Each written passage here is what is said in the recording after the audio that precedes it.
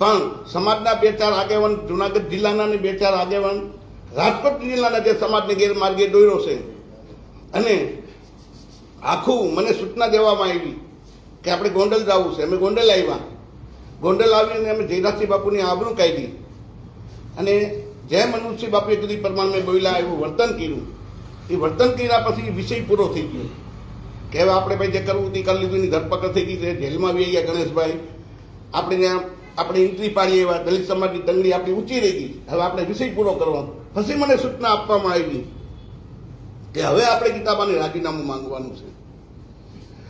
સમાજના આગેવાન દેવદાસ મુસળિયા, આ ભાઈ યોગેશ સાસા, એ મને સૂચના, અને દિનેશ પાત્ર અને રાજુ સખિયા, આ મને સૂચના આપતા ગયા કે હવે આપણે ગાંધીનગર જવું છે. 2 લાખ બાઇકની મેં ચેલેન્જ કરી અને સમાજે મને સહકાર આપ્યો. સમાજ તૈયાર હતી જવા માટે, પણ ક્યાંક ને ક્યાંક ગેરમાર્ગે અનુરૂપસિંહ બાપુને સમાજના જે આગેવાન છે, અમારા જુનાગઢ જિલ્લાના અને જે રાજકોટ જિલ્લાના 2-3 આગેવાન છે, એને ગેરમાર્ગે આખા સમાજને દોર્યો.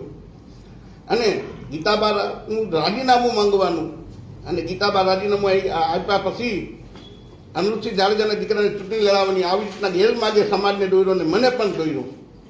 એટલે હું એની વાતમાં આવ્યું કે આપણા સમાજના આગેવાન છે, આ સંજુ સોલંકી છે, રાજુ સોલંકીનો દીકરો નથી. રાજુ સોલંકી 30 વર્ષથી સમાજ માટે લડાઈ કરે છે, અને ગમે ત્યારે ધોયડો જાય, આધી રાતે જવાનું થાય તો રાજુ સોલંકી જાતો. એટલે મેં કીધું આ દીકરો રાજુ સોલંકીનો નથી, આ સમાજનો, સમાજ જે નિર્ણય કરે.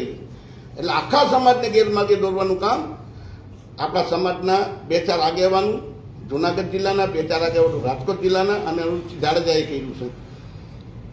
અને જ્યારે મારી પર ગુસ્સીટોક થઈ, મારે સમાજને પૂછવું જોઈએ, 100% પૂછવું જોઈએ. આ સમાધાન કર્યું છે મેં, તો મારે સમાજને પૂછવું જોઈએ. પણ ક્યારે કે સમાજે મને મદદ કરી તો 100% મારે સમાજને પૂછવું જોઈએ.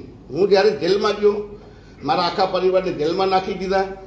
જેલમાં નાખ્યા પછી સમાજના સૌથી પહેલા ધોરાજી તાલુકાના યોગેશ પાસે હાથ ઊંચા કરે કે મારે રાજુ સોલંકીને કાંઈ લેવા દેવાની.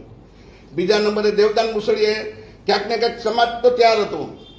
એક એવું મોટું આંદોલન જવા થઈ રહ્યું હતું કે તમે ઊંડાકણને ભૂલી ગયા, એવું મોટું જબરદસ્ત આંદોલન થાત તો રાજુ સોલંકી ક્યાંક ને ક્યાંક મોટો થાત, સમાજના આગેવાનો કપાતા હતા. એટલે આંદોલન ના કર્યું. સમાજના લોકોને રોકવામાં આવ્યા કે આપણે આંદોલન નથી કરવું, આપણે કાંઈ નથી. રાજુ એના પાપે અંદર જેલમાં ગયો છે.